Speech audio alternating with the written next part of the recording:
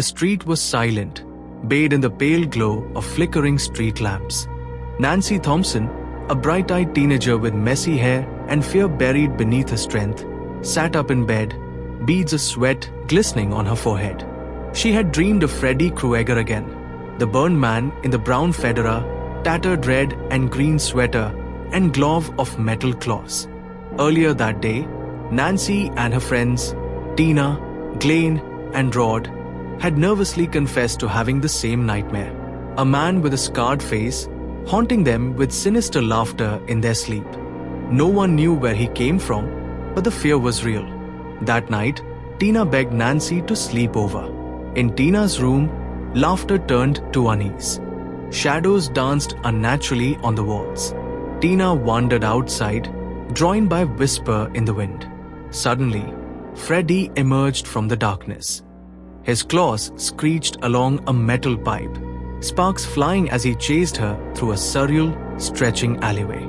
She screamed, but it was too late. Back in reality, Nancy watched in horror as Tina was slashed open midair, her blood painting the walls. Rod, Tina's boyfriend, was blamed and arrested. Nancy knew better.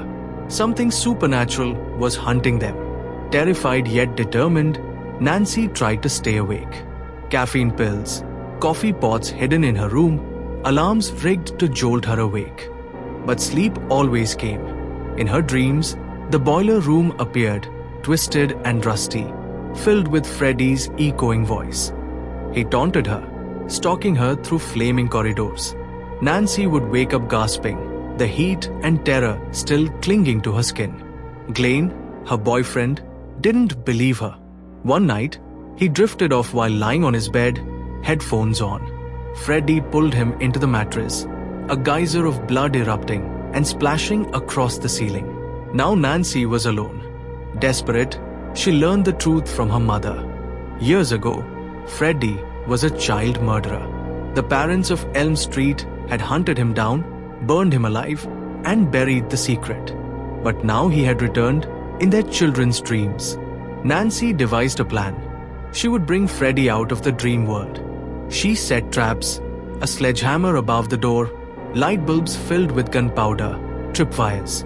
Then she faced him in the dream one last time. The final battle was brutal. Freddy chased her through a flaming house, laughing as his face melted and reformed. But Nancy was ready. She grabbed him, pulled him into reality, and unleashed her traps. Freddy screamed as her house exploded in chaos. But even then, he rose again, until Nancy turned her back on him, literally. She remembered he was nothing without their fear. Freddy lunged and vanished into a mist of shadow. The sun rose. Nancy stepped outside. The world looked normal, too normal. Her friends appeared alive. But as she got into Glenn's car, the roof slammed shut, painted in Freddy's red and green colors.